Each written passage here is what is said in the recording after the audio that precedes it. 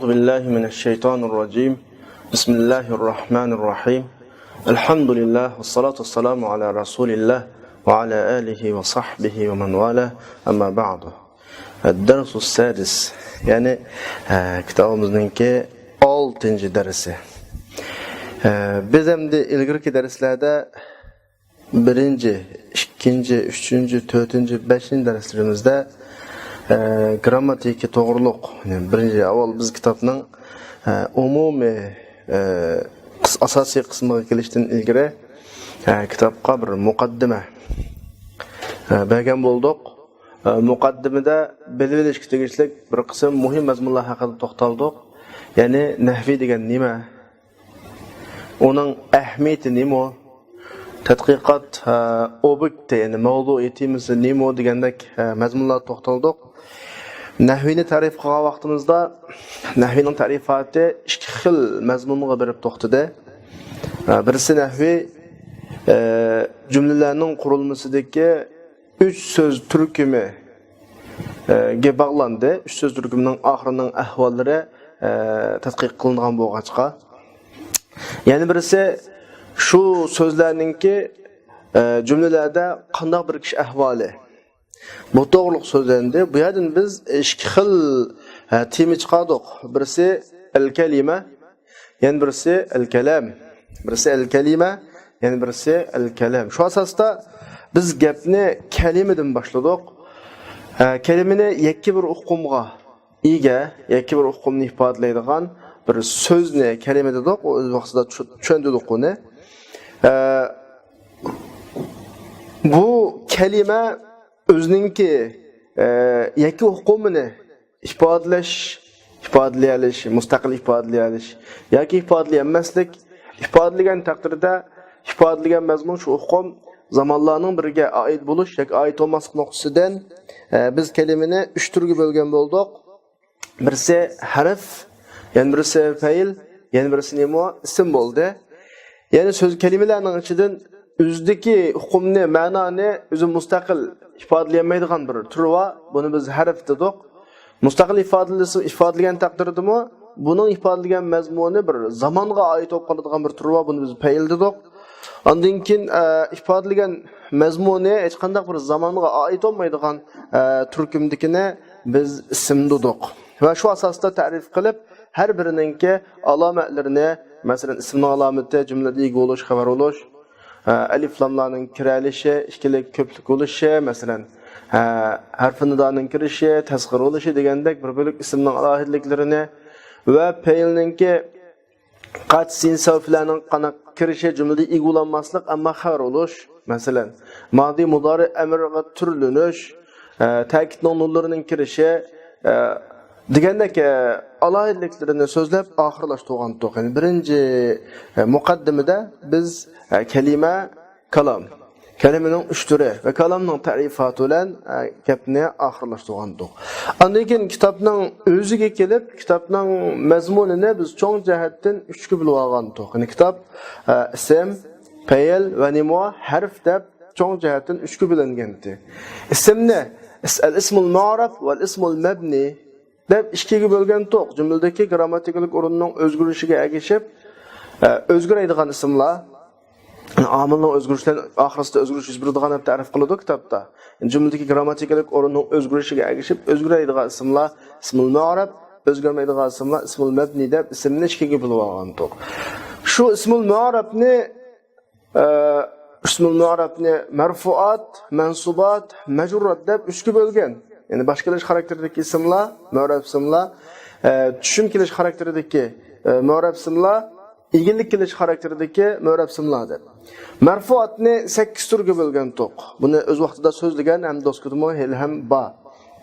Mansubatni 12 ga bo'lgan to'q, majruratni 2 ga bo'lgan to'q. Amaliyotda biz marfuat, mansubat, majrurat, ya'ni jumladagi raf'ilik o'rin, nasbilik o'rin, jarlik o'rin deb grammatikalik o'rin, ya'ni jumladagi i'robiy mahallul i'rob deb qo'yamiz. Grammatikalik o'rni, lahu mahallu min al-i'rob deganda grammatikalik o'rni degan cho'ng turni o'sha ismni so'zlagan jarayonda so'zlab tugatdik hisobda. Grammatikalik o'rinlar bayat degandek marfuat turga tava 8 tur, mansubat turgi tava 12 tur, majrurat turgi tava 2 tur var. Ham bunun da albatta mushu ispillarning ichidan mo'ra buldiganlarimi mushu bo'yicha, garchi ba'zi bir atalog'lar farqlansa, mushu bo'yicha ayrildi hisobda. Ondan keyin marfuatga o'xshash raf'i, mansubatga o'xshash nasbi, majruratga o'xshash jar o'qiladigan bir bo'lik ismlar bor, lekin grammatikalik o'rinning ta'siridan emas, balki agashma shaklda shunday o'qiladi. Bularni biz tavobi deb 5 ga bo'lib, an-na'at, at-ta'kid, al-atf bil huruf, al-badal, atful bayon deb 5 turli ism bilan tavobi deb ayrilmoqchilar. Shuni bilan ism muharrafning masalasi oxirlashdi. Anikin ismlarning 8, anikin fillarning turlari, harflarning turlari kitobimizning umumiy xaritasi, jadvali do'stlar sizlar ko'rayotgandek, kunda darsning bir takrorlayotgandek biz taqsimotga bilib olgan to'q. Ham buning ichidan biz oldingi darslarimizda ism degan babga kelib, ismni mu'rab, mabni deb ikkiga bo'lib, mu'rab ismdan boshlagan to'q. Mu'rab ismni ta'rif qildik. Abtur mu'rab ismni boshqa ismlar bilan birikkan asli mabnining xarakteriga o'xshamagan. Yana buningda mabnilikning xarakteridan ya xususiyatlaridan bir xususiyat topilmagan ism deb ta'rif qilib, buning hukmi i'robining o'zgarish sababidan oxirsa qana qiladi, o'zgaraydi. Ya'ni o'zimizning tilga aylantirsak, grammatikalik o'rin, jumladagi o'rni o'zgarsa, ismning oxirsi o'zgaraydi deb ta'rif qilib chiqib, shu orliqda ta'rif qilishning oldi keyinida omil degan nima, alomatul i'rob degan nima, i'rob degan nima, mushto'g'riliq tafsiriga to'xtaldik. Ya'ni omil deganimiz jumladagi grammatikalik o'rinlarni o'zgartiradigan narsa. Ya'ni masalan jumladagi fi'l, huruful jar degandek omillarni alomatul i'rob deganimiz oldingi soat o'qiganimizdek zavar, zir, pash yoki vav, alif, ya degandek o'zgarishlar bo'ladi. Ba'zida subut, ba'zida hazf degandek. Andigan i'rob deganimiz shu grammatikalik o'rin, raf'i, nasbi, jar, shu o'rinni ifodalaydigan belgilar hozir deganimizdek alomatli i'rob bo'ladi.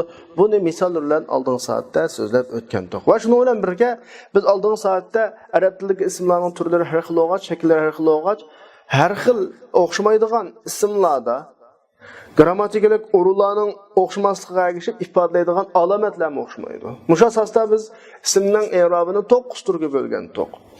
Birinchi turlik i'robda raf'ilik o'rin damma bilan, nasbilik o'rin fatha bilan, zabar bilan, jarlik o'rin kasra bilan ifodalangan bir turlik i'robni bayon qilib, bu 3 xil ismda topiladi. Mufrad munsarif sahih ismda, jar majrur sahih ismda, jami mukassar munsarif ismda deb bu birinchi turlik i'rob bo'lgan. Ikkinchisida ikkinchi turlik i'robda raf'ilik o'rin damma bilan ilgirga o'xshash, nasbi jarlik o'rin jar bilan, ya'ni zavar o'qildigan o'rin, nasbilik o'rinda zir o'qildigan ma'qul shakldagi i'robni bayon qilgan to'q. Bu xil i'rob jami muannas salimlarda topildigan bo'lgan. Uchinchi turligi raf'iliki damma bilan, nasbi jarligi nima bilan fatha bilan, zir o'qildigan o'rinda zir o'qil. Buni biz g'ayri munsarif degan to'q. To'rtinchi xil turlik i'robda raf'iliki alif vav bilan, nasbiliki alif bilan, jarliki ya bilan ifodalanadigan bir turlikni i'robni so'zlagan to'q. Bu xil i'rob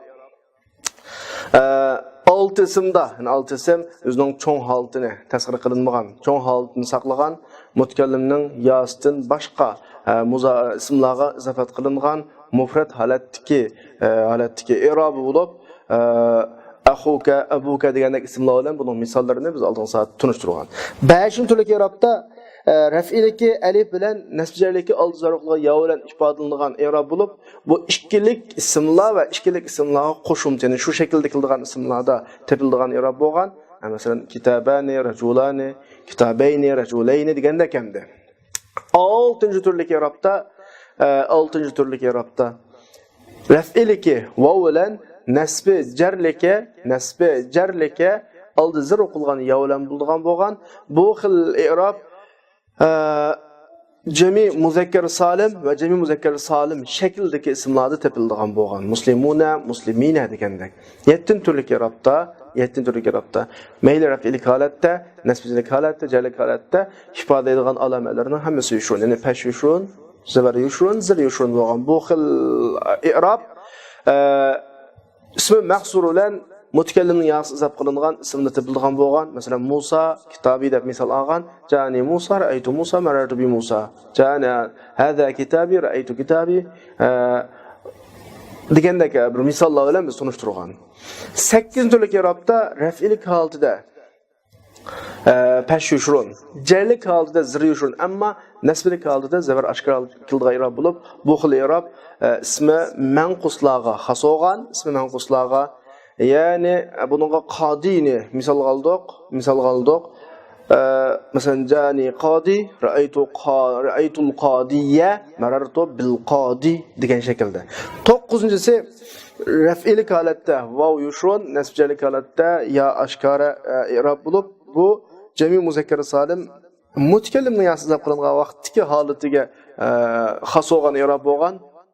Ja'ani muslimu muallimiyya asli vav bilan kelish kerak. Muallimun aslisa ra'aytu muallimiyya marartu bi muallimiyya. Mushtaqlab oldingi soatlik darsimizda biz 9 turlik i'robni, ismning i'robini tugatgan bo'ldik. Endi bugungi soatlik darsimiz, ya'ni 6-darsimizda yana o'xshashlar ism mu'rabga munosabatlik bir qism ahvollar. Biz kitobning beshida dedik, ismni ikkiga bo'ldik, mu'rab va nimo mabni deb. Mu'rabning asosiy mazmuni marfuat, mansubat, majrurat deb 3 ga bo'ldik. Bizda u yerga kelguncha ism mu'rabga munosabatlik, xuddi oldingi soatlik dars so'zligimizda ism mu'rab degan nima, omil degan nima, i'rob degan nima, alomatli i'rob degan so'zlagan bo'lsak, endi bugungi darsimiz yana ism mu'rabga munosabatlik bir qism qo'shimcha, ammo muhim, o'qimsak, bilmasak bo'lmaydigan bir qism mazmunlarni so'zlaymiz. Inshaalloh kelasi soatlik, ya'ni 8-darsimizda ondan keyin ism mu'rabning haqiqiy asosiy mazmuni, ya'ni marfuat, mansubat, majruratga kelamiz. Bugungi darsimiz bu ism mu'rabga munosabatlik to'liqlama mazmun. Abtur davatudu al-fasl al-thalith al-ismul mu'rab. Al-ismul mu'rab naw'an. Ism mu'rab 2 turli bo'ladi deydi. Birisi munsarif, yana birisi g'ayri munsarif.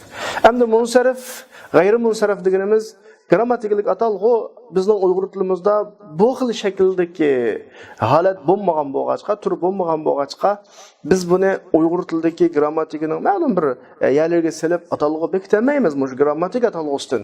Ammo o'zimiz keng qo'llaniladigan ism yoki qo'llanilmaydigan ism deb atsak bo'ladi, chunki munsarif ism har holatda qo'llaniladi. Masalan, uning alif lam kiralaydi. Masalan, 3 harakatnamiz kiralaydi. Tanvin kiralaydi. G'ayri munsarif ism nurg'un taraflari qo'llanilmaydi. Masalan, alif lam kirmaydi. Kirsa g'ayri munsarif bo'lmay qoladi. Zibar zir kirmaydi. Muzab bo'lmaydi. Muzab bo'lib qolsa, g'ayri munsariflikdan chiqib ketadi. Ondan keyin tanvin kirmaydi masalan. Bu taraflarda qo'llanilmaydigan ism bo'ladi. Mishatlan bir narsani bayqasak bo'ldi saboqdoshlar. Munsarif, g'ayri munsarif deb ayirish munsarifni keng qo'llaniladigan ism deb, g'ayri munsarifni qo'llanilmaydigan ism deyish bizga bir narsani ifodalab beradi. U bo'lsa-mu, munsarif ismlar ism arabdagi asli ismlar. Normal biz tushunayotgan mu'rab ismlar. Bizga uchrayotgan normal ismlar. Endi g'ayri munsarif deganimiz shu normallikdan sal chiqib ketgan. Ya'ni normal qo'llansak bo'lmaydigan, eg'irchilik kelib qolgan. Yoki o'simni normal qo'llanishda bir xil su'ubat va mashaqqat va yoki hech normal bo'lmaydigan bir xil holatdagi ismlar bo'lib, shu normalsizlik, shu eg'irlikni arab tilida eng yengillikni yaxshi ko'radi emasmi?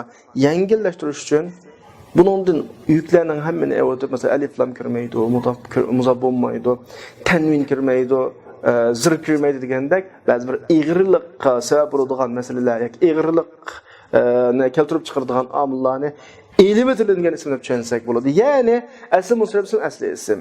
Buningda bir bilik sabablarni bilib qolganlik tufayli. Endi albatta biz bir yangi boshqa bir millat arab tilini o'rganuvchi bo'lganlik uchun biz uchun asli, g'ayri asli, eg'irlik, yengillik bizga nisbatan baribir. Bizga nisbatan til o'rgangandan keyin hammasi bizga nisbatan eg'ir, o'rganib bo'lgandan keyin hammasi bizga nisbatan yengil.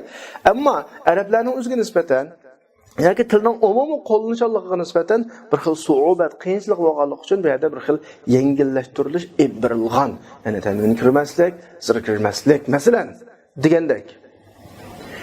Asli g'ayri munsarif degandan bo'lsa, yuqoridagi xulosiga vaqtimizda bir xil qiyinchilik, su'ubat, eg'irchilik paydo bo'lib qolganligi uchun yengillatish yuzidan ba'zi bir omillarni, ba'zi ishlarni yengillashtirilgan ism deb tushunsanlar bo'ladi. Yengillashtirilgan tipik ifodasi zir kirmaslik, birislar zir ig'ir harakatlarning birisi, tanvin kirmaslik, chunki tanvin kirmasi yengil bo'ladi. Mush nuqtadan ikkiga ayiramiz. Mushni tushunsanlar bo'ladi. Ados kelayli munsarif degan nima desa, munsarif deganimiz tuvanda keladigan 9 sababdan 2 sabab uningda bomba ism. Asli mana g'ayri munsarifning ta'rifatini asos qilgan ta'rifat munsarifni. Asli munsarifni ta'rif qilishda normal mu'rabisi buningda hech qanday ig'irlik omillarining omili yo'q, 9 sabab yo'q degandek ta'rif qilsa bo'ladi. Masalan, Sa'idun desak, munsarif ism buni mutamakkin deb ataymiz. Bu xil munsarif ismning hukmi 3 harakat tan bilan kiralaydi. Ja'ani Sa'idun, ra'aytu Sa'idan, marartu bi Sa'idin. Mushuni biz tuvanda g'ayri munsarifni o'qimasak, munsarifning qanday ism ekanligini tushunmaymiz. Buni hozircha mushunday deb turamiz. Chunki har qanday deb kelsak, munsarif degan qanday ism? Chunki biz o'qiyotganning hammasi munsarif. Ash bizga uchirgan ismlarning asosan 90% hammasi munsarif ismlar. Mutlaq ko'p sonli munsarif ismlar olg'achqa, munsarif ismda farqlantirish uchun g'ayri munsarifni o'qish kerak. Shunga hozircha munsarif tiz ütimiz g'ayri munsarif haqida to'xtalamiz. Andos kelayli. G'ayri munsarif degan nima desa, g'ayri munsarifda 9 sababdan biz inshaalloh so'zlaymiz 9 sababni. Ya'ni arab tilida ig'rilikni keltirib chiqaradigan 9 sabab bor. 9 sababdan 2 sabab yoki 2 sababni o'rinda tura oladigan degani sal hajmi cho'ngroq, ig'irligi yuqoriroq bir 2 sababni o'rinda tura oladigan 9 sababni 1 sabab tepilib qolgan, bo'p qolgan ism g'ayri munsarif bo'ladi. Am 9 sabab deganning o'zi arab tilida ig'irlikni keltirib chiqaradigan sabablar deb tushunsanlar bo'ladi. Ig'irlikni keltirib chiqaradigan sabablar. Buning hukmi dal yuqoridagi munsarifning albatta ta'sirisi bo'ladi. Davatida buningga zir kirmaydi, chunki ig'irlik tepilib qoldimi aslida yengillashtirishga ehtiyoji bor. Tanvin kirmaydi, yengillashtirishga ehtiyoji bor. Zir bo'ladigan o'rinda zir bo'ladi. Yuqoridagi misollarda qanaq ketgandek, o'tib ketgandek. Tamam. Andos biz avval g'ayri munsarif degan babga kirishdan ilgari 9 sababni anglab o'taylik. 9 sabab tuvandikilar bo'lib, birinchisi al-adl. Adl degani siyg'iningki, so'zning qurilmasininki, bir so'zning tuzilishininki normal arab tilida qo'llanilayotgan qiyosiy siyg'alardan, shakllardan qo'llanilmagan bir siyg'aga qanaqlishi yo'tkilib chiqishi. Ya bu yo'tkilishning aniq pakiti isboti va yo'tkilish, ya'ni yo'tkalganligini, qanday yo'tkalganligini dalil pakitini belgilab bo'ladi. Yoki taqdiran yo'tkilishga yo'tkilibdi deb faraz qilib muomala qilamiz, chunki yo'tkaldi degan ahvol asida navbatda oldimiz biz muomala qiladigan mama o'lcham arab tilida qo'llanilgan o'lcham emas. Buning o'lchimini biz topolmaymiz. Demek, ma söz asli qo'llanilmagan shakldagi so'z olg'achqa, qo'llanilmagan shakldagi so'z degan odamga haqiqatan ig'ir qildi. Qo'llanilib kulib ketgan so'z ig'ir keldi. Shu adl asli nima desa, bir so'zningki qo'llanilmagan bir shaklga yo'tkilishi. Yo'tkalgandan keyingi holati bizga nisbatan ig'ir bo'lgandan keyin buni yengillashtirishga ehtiyoji bor. Shu tufaylidan ma'qul shakldagi ismlarda g'ayri munsarif degan atalg'i qo'llanildi va g'ayri munsarifning hukmi yurgizildi, zir kirmaydi, tanvin kirmaydi. Buni inshaalloh tafsil o'qib qo'yamiz. Ikkinchisi vasf, ya'ni sifat. Ismda sifatning tepilishi. Sifat so'zni umumiylashtiradigan bir xususiyat endi. Ism xususiylashtiradigan bir xususiyat. Bu mushu sifat, hozir sifat har qanday sifat emas. Har qanday sifat emas. Buning tuvanda inshaalloh sharti chiqadi. Sifatning zodi qanday sharti bor degandek bir gap chiqadi. Qanday sharti bor deganda gap chiqadi. Hozir qanday qo'llanadi gap chiqadi. Demak, har holda normal qo'llanishda ig'irlik paydo qiladigan bir tur o'g'achqa, bu g'ayri munsarifning bir sababini bir so'p qolgan. Ta'nis, muannaslik. Buni tafsil keyin chiqadi. Bu muannaslikning hammasi emas. Bir nechta turi bor. Masalan, muannas bitta, muannas bil alif al maqsura, muannas bil alif al mamduda, undan keyin degandek muannaslar bor. Muannas ma'naviy degandek-ku. Muannaslarning ichidan qaysi g'ayri munsarifga sabab bo'ldi, qaysi g'ayri munsarifga sabab bo'lmaydi. Tunda chiqadi. Ma'rifa deganimiz arab tilida 7 turlik ma'rifat bor. Ma'rif bor. Damir, alam masalan. Ismul ishorat, ism mavsul. Mushlarning ichidan qaysi g'ayri munsarif bo'lishga sabab bo'ladi masalan. Ujmat, chet el tildan kirgan bo'lish masalan. Buning sababi bor. Masalan sharti bor. Cem'i, yani Arap dilida rijalmi, rajulning jam'isi, masajid, masjidning jam'isi, masabih, misbahning jam'isi, jamilarning hammasi g'ayri musulmonda yo'q. Buning uchun ma'lum ig'irlikni keltirib chiqaradigan biz bayatni degandek bir shartga to'shadiganlari va shartga to'shmaydiganlari va shartga to'shab qolsa g'ayri musulmon qilsa bo'lalaydi. Shart to'shmay qolib qolsa odatdagiga o'xshash muomala qilaveramiz. Tarkib Arab tilida qurilma bir nechta xil qurilmalar va izofatli qurilmalar va isnotli qurilmalar va sifat mavsufli qurilmalar va sonli qurilmalar va imtizoj aralashma shaklidagi hech qanday bir munosabatsiz shaklda bir qurilmalar va mushlarning ichidagi qaysisi g'ayri munsirib bo'ladi mush masala. Ana hammasi emas tarkibninki. Andiki vazni fil biz hozir ism babida vazni pil deyapti. Ya'ni ism babida qo'llangan pilning shakli. Ana o'g'andan albatta pilning shakli degan gap haq pil deb tunib kelayotgan narsa. Ismda qo'llanilishi bir xil g'ayrilik ekan. Bu bir sabab bo'lalaydi. Xuddalaqi 2000-yillarda Ürümchining Dönkörekda o't oldirog'inda bir poloxon bo'lgan o't oldirdi ya. Masalan bizning Uyg'ur tilimizda Xudo berdi deb bir ismlar bor. Asli Xudo berdi pil bu, lekin odamga ism bo'lib qolgan. Masalan shunga o'xshagan bir ahvollar bor mayadimichu. Anlekin va al-alif va nun-uz zaidatan degani ortiq aliflam, ba'zi ismlarning oxirisi ortiq aliflam keladi. Mushumu g'ayri munsiribning nimasi bo'ladi? Bir sabab bo'ladi. Qani bir tafsilotni to'ndi ko'raylik. Va tafsiluha kama yali bunun tafsiloti to'ndikchi bo'ladi. Birinchisi adliga kelsak, adl degan so'zningki asli siyg'asini yana bir siyg'aga, ma'nida o'zgartmasdan o'zgartish yoki. Buni degan gap desa, asli siyg'a mutaarraf bo'lgan, arab tilida tunishli qo'ygan, keng qo'llanib kelayotgan siyg'a.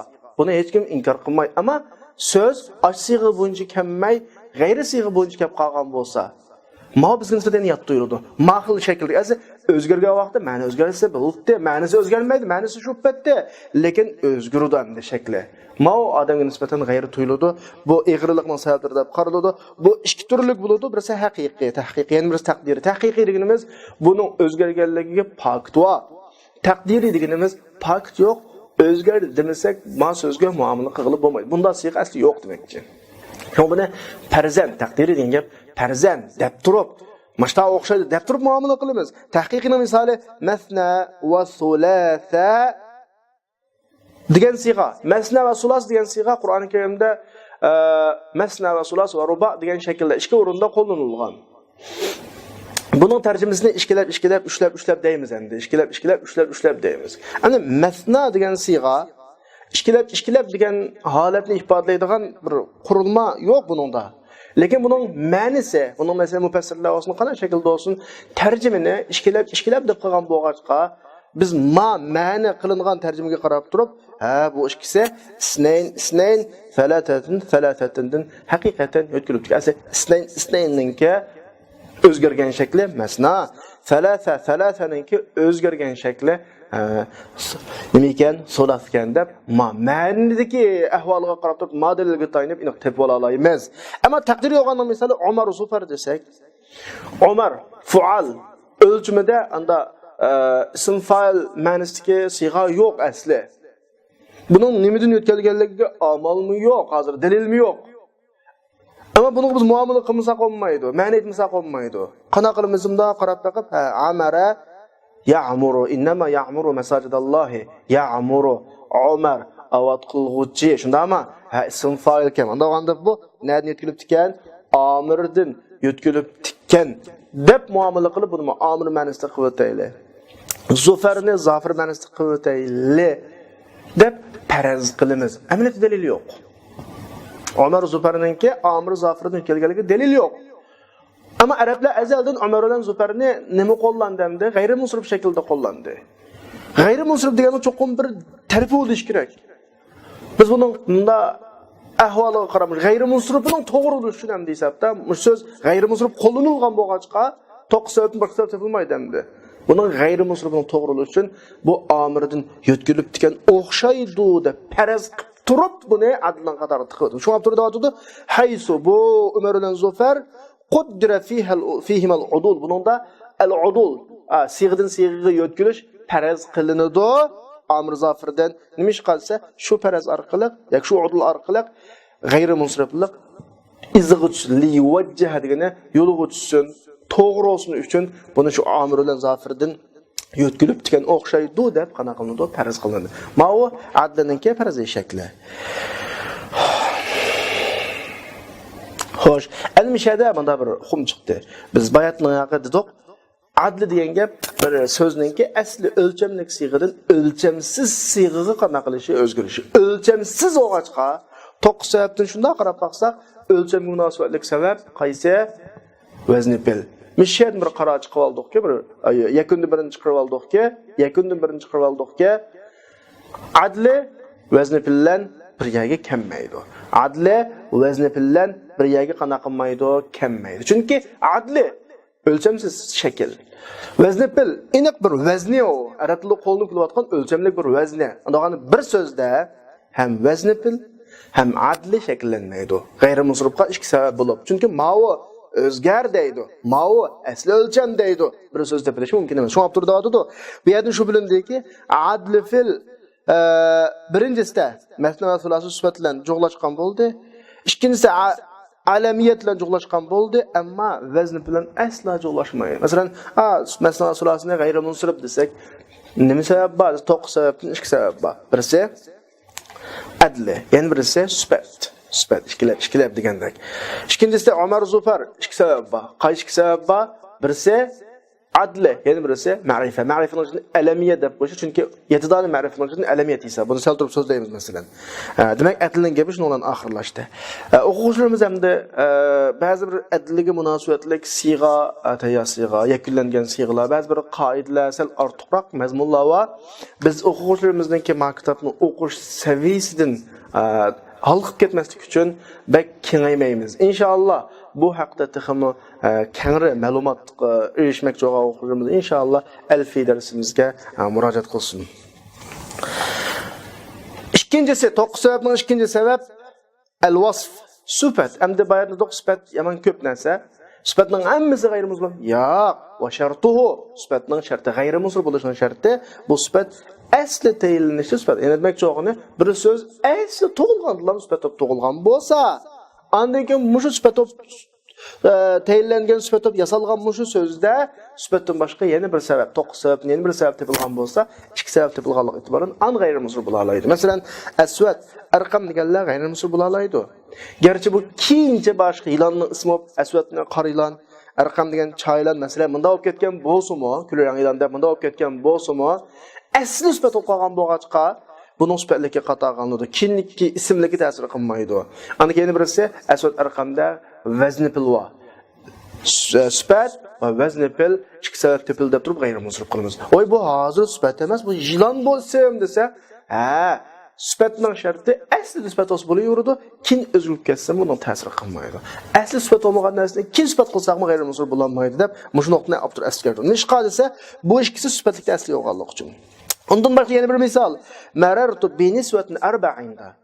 Men 4 ayolning qashidan o'tdim desa, arba deganda vazni pilba, sifatlik ba. Arba nisbatning sifati.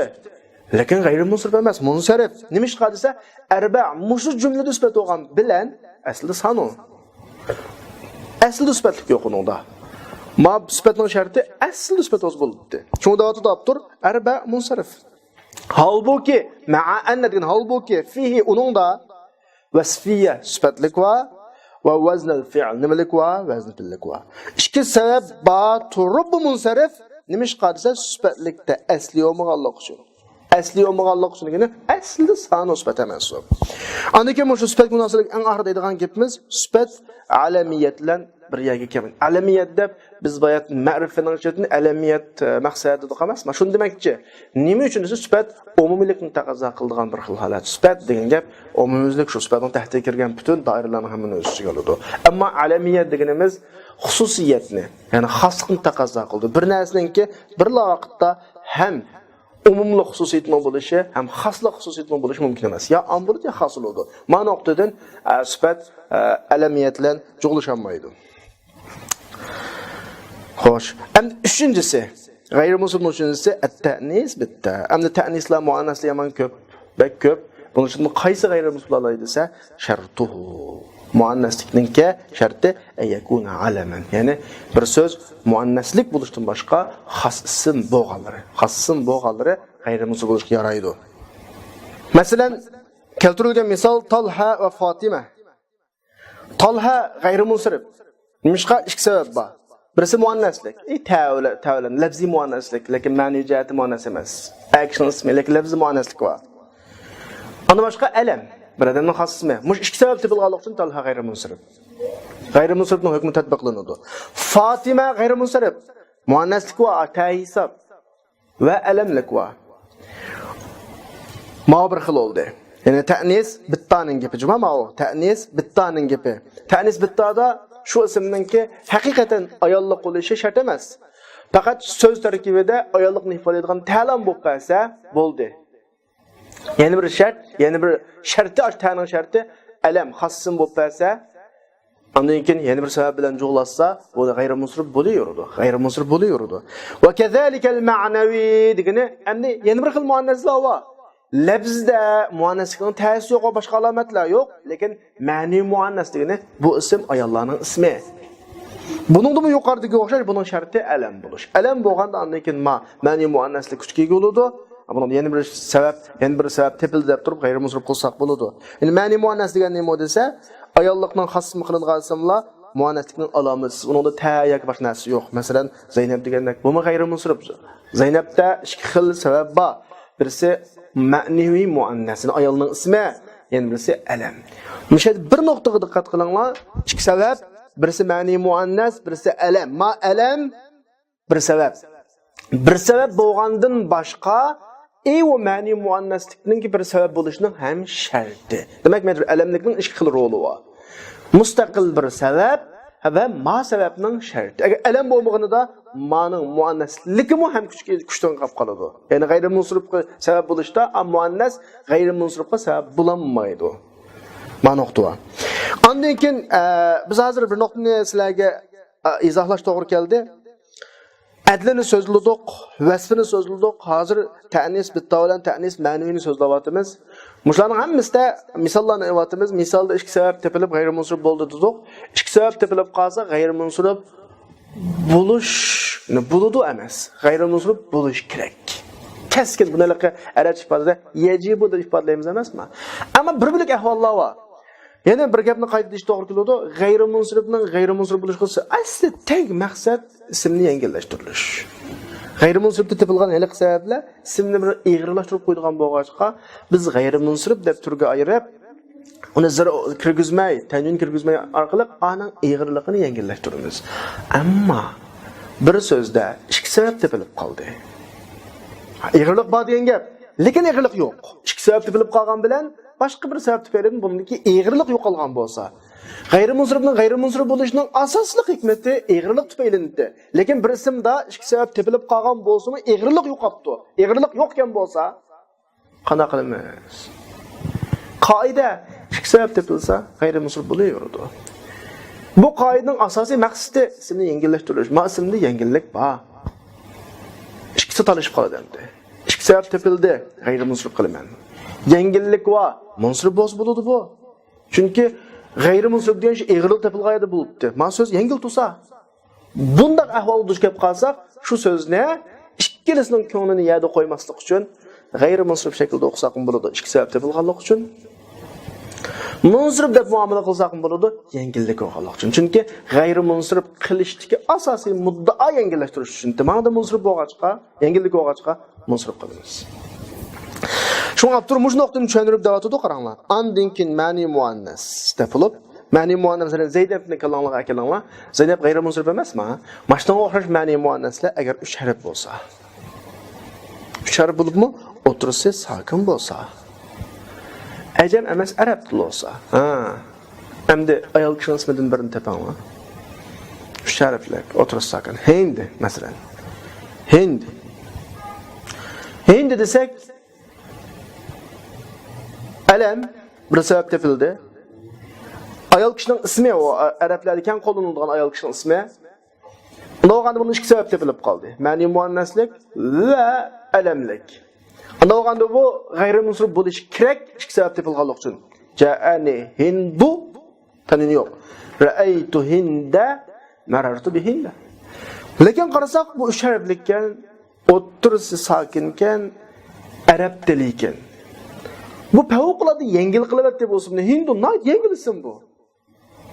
Bunun yengilligi bizga shuni deydi-ki, g'ayrimunsirib bo'lmasin bo'ladi. Chunki g'ayrimunsirib ig'rilik qo'ysin g'ayrimunsirib bo'ladi. Bu ig'rilik olmasa deydi. Mashta qismlarni qanday qilamiz desa, Abturda negiziki yajuzu sarfuhu.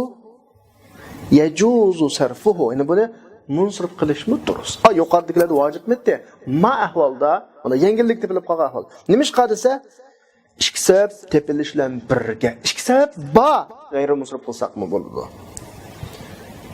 Lekin munsirib qilsaqmi bo'ladi? Nima uchun? Li ajlil xiffa. Ya'ni yengillik yuzida. Ama mush yengillik tepilmasa, masalan 3 oy emasken, o'tirib 3 oy bo'lsa o'tirib sakin emasken, yoki arab tilgan bo'lsa, u vaqtida yani ig'irlik bor deb qaradi.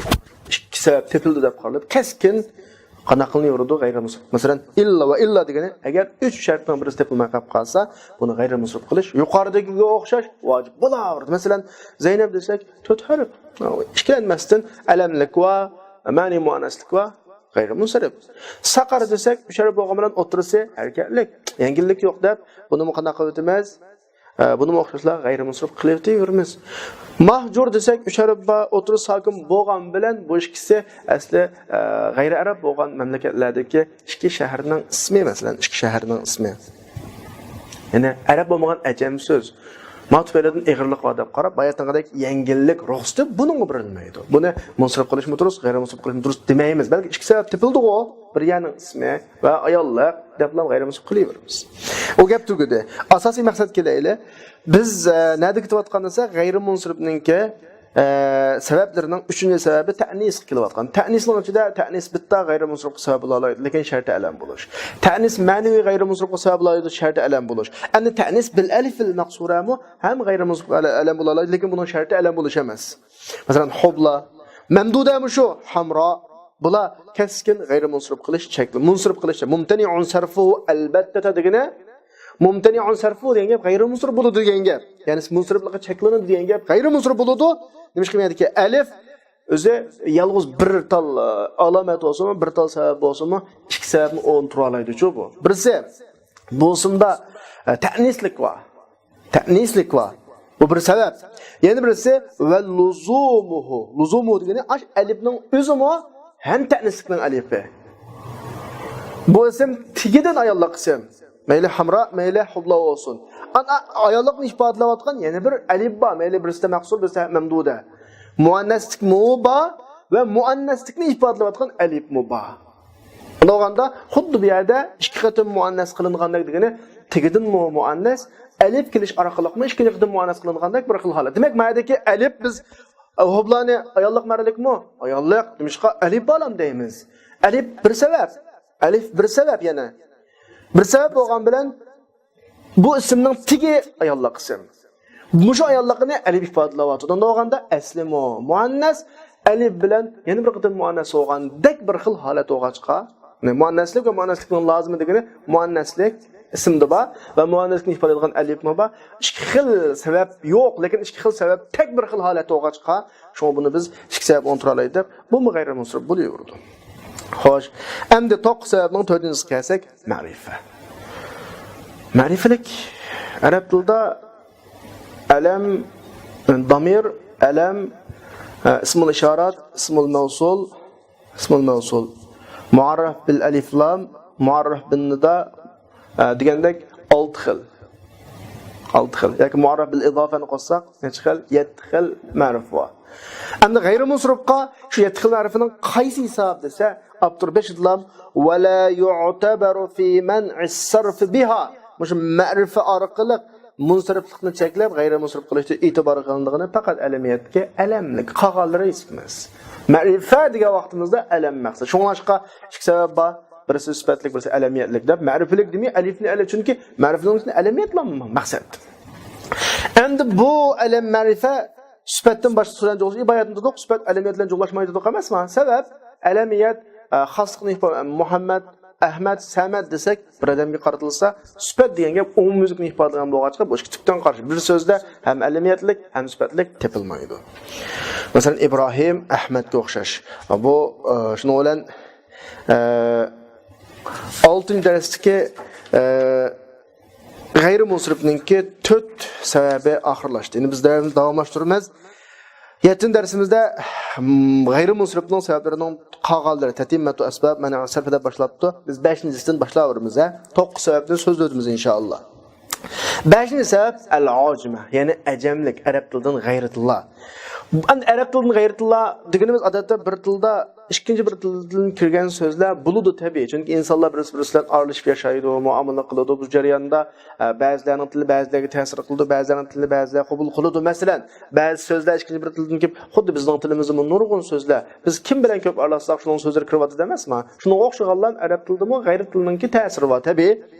Endi g'ayrat tilidan kirgan so'z degan aniqki ma'lum ig'rilganligi aniq. Eğrilikni yo'qotish uchun buni munsirif, g'ayrimunsirif deb ikkiga ayirib, g'ayrimunsirifga tava qilib bu xil o'jmat so'zlarni buningga zir kirmaydigan, tanvin kirmaydigan shaklda yengillashtirish ibodat. Ammo chet eldan kirgan, ya'ni g'ayri bir tildan kirgan butun so'zlarni hamzashtiramiz. Yo'q. Odatda ko'p qo'llanilmasa egri kelmaydi. Unda olganda qaysi xil shakldagi o'jmatlar g'ayrimunsirifga sabab bo'ladi desa, shartu an takuna alaman fil ajamiyya. Bu ajamdimi alam bo'lish kerak. Ana nima deb yuqoridagi ko'pincha so'zlarda alam bo'lish, chunki alam eng ko'p qo'llanilgan narsa. Eng ko'p qo'llanilgan narsa degan oddiy bo'lish kerak. Buni eg'ril tepilib qolgandan keyin andikan buni g'ayrimunsirif. Odat ajam bunda alam bo'lmasa, alam bo'lmagan narsani idealda biraqtim ishlatamiz va ishlatmaymiz. Bunda ahvol ostida bizga nisbatan eg'irlik tuyulmaydi. Faqat eg'irlik tuyulgan narsa eng ko'p qo'llanilgan, eng ko'p qo'llanish faqat alamda tepiladi. Ve yani bu 3 harften artık oluş gerek. Ya ki otursa hareketli, 3 harfli olsun otursa hareketli oluş gerek. Dikkat kılın mı? Birinci şart acem tilda alam buluş, 3 harften artık. Ma iki şart olsun buludu. Ya ki ikinci şart olmaya kap kalsa 3 harfli olsun otursa hareketli. Yani o anda şart 2. İkinci şart almış kurudu. Alam buluş bu özgürmez şart.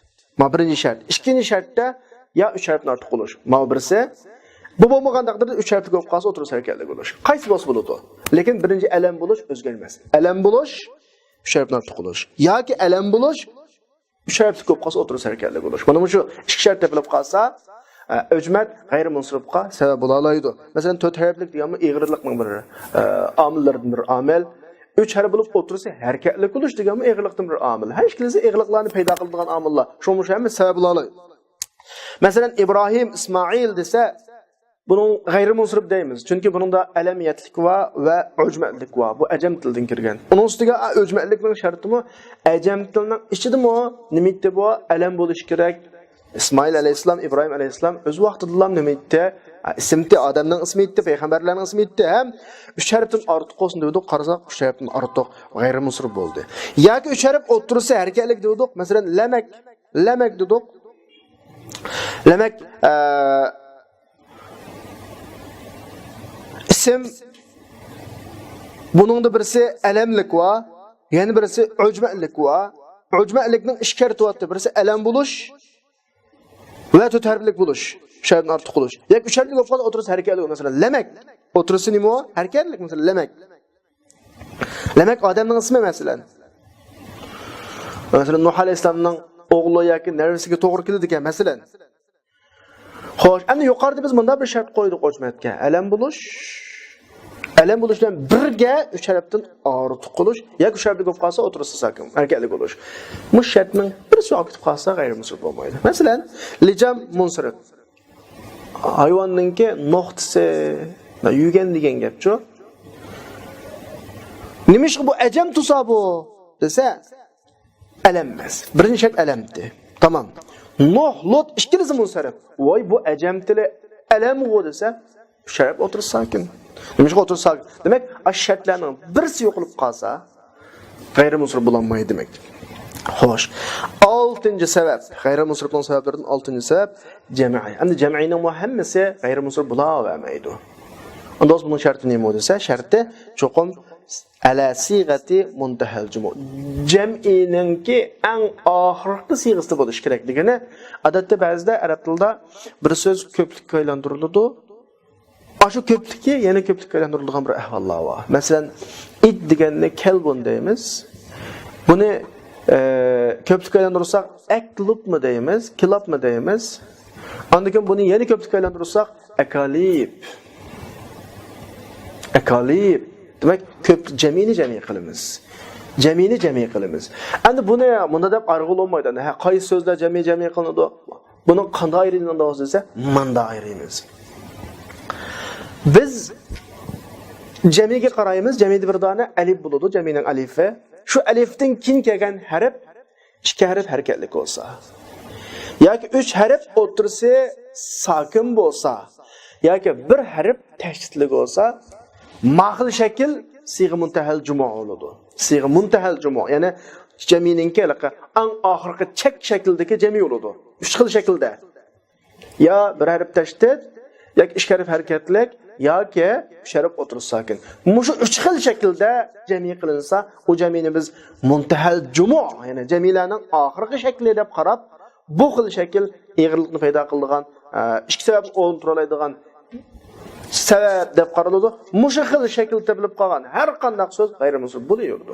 Masajid amaliyotda bu ikki qitim jami qilinmadi, lekin qarasanglar, masa alifdan keyin jidul, jim, dal. İşkaribba hareketlik gayrimunsirib bo'ldi. Masalan, masabihu. Masalan, alifdan keyin ba, ya, ha. O'tirsa sakin, davab. Mushlarning hammasi gayrimunsirib, zir kirmaydi, tanvin kirmaydi, sir o'qiladi, zvara o'qiladi.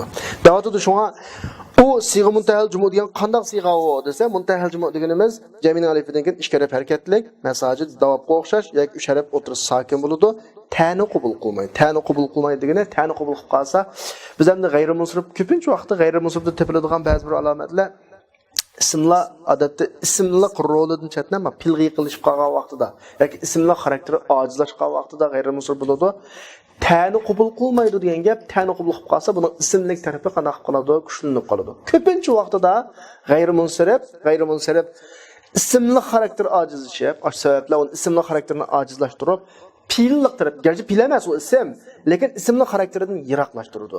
Shunda ta'kir degan gap, ta degan ismning nimasi alomatlaridan bir alomat. Bu ism tarafga ta'dil. Shunga pilli xarakterga yaqinlashgan bo'lg'achqa, pilga o'xshashdan kirmaydi, pilga o'xshash zir kirmaydi. Medagi ta'ni qabul qilmasning sababi shu. Masalan, masabi g'ayrimunsirib, lekin sayaqila, farazina deganlar bu ishkilasi munsarif, mishqa ta'ni qabul qilganlik. Shunda buni ismli xarakterini kuchlantirib qo'ydi. Ammo shu jam'i ham ikki sabab o'ntira oladi. Jamining va yana bir qitim jami qilish uchun shakllanishligini bu bir jami asli. Ammo ma shakl buni yana bir qitim jami qilib qo'ymaydigan bir xil holat endi bu. Mundaq bir xil holatlarni biz yana bir sabab deb qarab, yana bir sabab emas hamda xuddi bu ikki qitim jami qilingandek. Chunki ma shakl ikki qitim jami qilingan jamilarning shakli. Manda gerçi ikki qitim jami qilinmagan bo'lsa-mu, manda shakl deb qarab buni cho'ng sabab deb qata qilib ikki sabab o'nta qo'yamiz. Bu g'ayrimunsirib bo'la oladi. Xo'sh, 7-si tarkib. Endi dedim-ku, tarkib bir qurilma, birikma. Arab tilida so'zlar har xil shaklda birikadi. Masalan, kitobi Muhammad muzof ilayhi shakli, talibun mujtahidun sifat mavsuflik shakli, Muhammad talibun isnotlik shakli, masalan, isnotlik shakli 15 masalan 15 sonliq birikma shakli. Ba'libakka bu hech qanday munosabatsiz buni tarkib imtizoji deb qo'yib ikki so'z munosabatsiz birikkan shakl, mushaklarning hammasi g'ayrimunsirib bo'lmaydi masalan.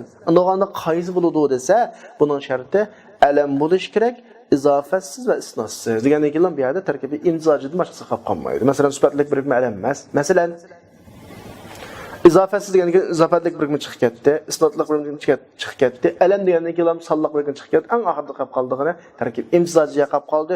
Shu lam g'ayrimunsirib bo'la oladi. Ya'ni ba'libakka o'xshash.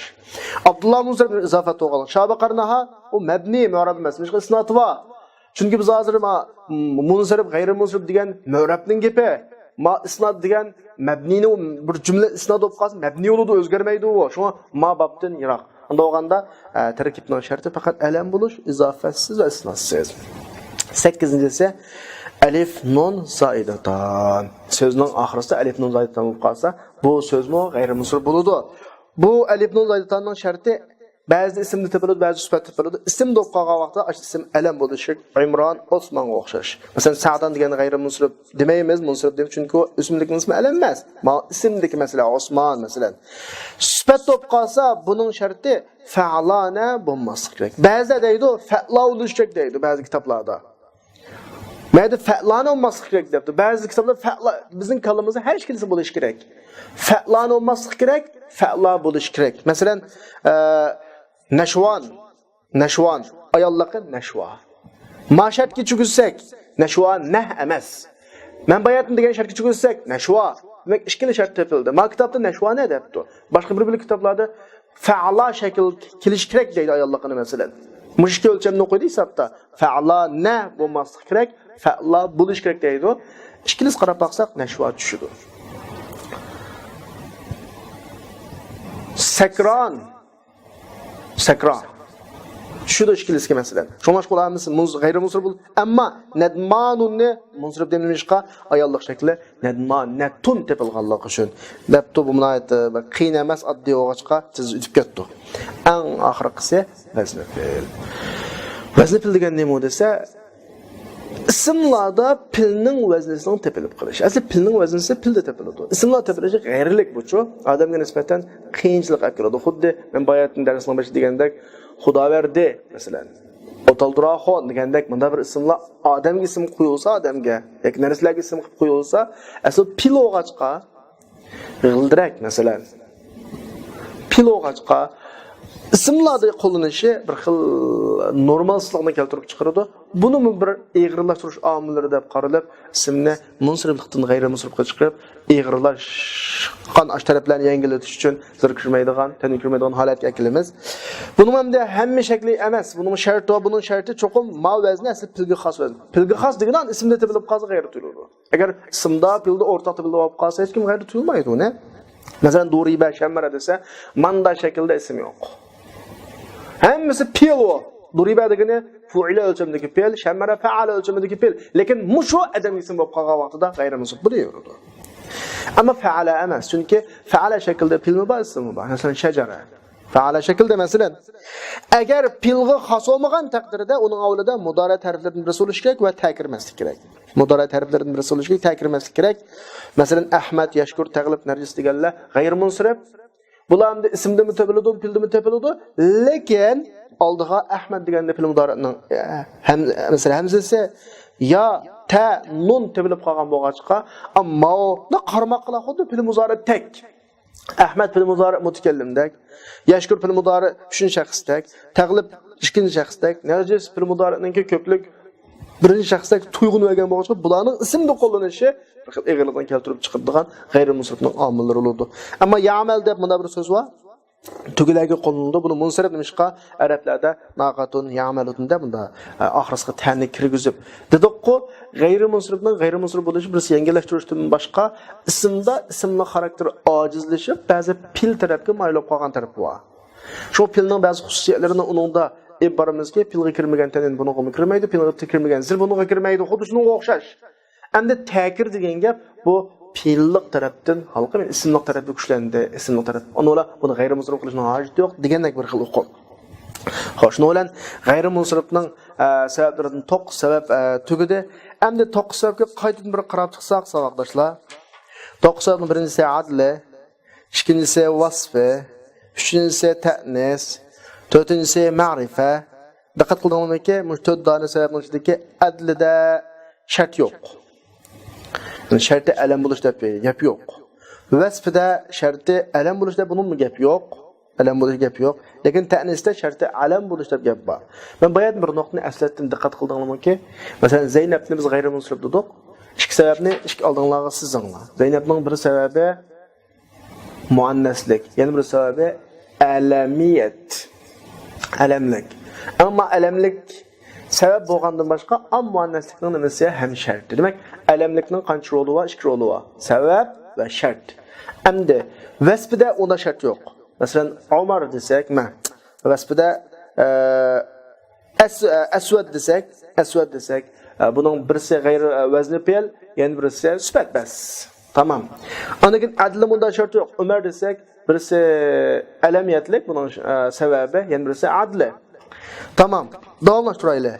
Ma'rifatımı bunun asaslıklı şartı nemo alamiyat. Mesela ondan keyin 5-ci şart qarasak ujmatdimi ham alam. Misaldan o'zing kalanlar akasan olsa İbrahim desek mesela İbrahimda ikki xil sabab bor g'ayrimusrifniki, birisi ujmatlik, birisi alamiyat. Alamiyat sabab bo'lgandan boshqa ujmatlikning ham sharti. Tamam, undan boshqa tarkib alam bo'lish bo'lmasadan Ba'libakr desa yoki Diyarbakr desa mesela bir hozirgi bir shaharning ismi Diyarbakr. Bir ism bu alam. Undan boshqa tarkib. Tarkibning sharti ham alam.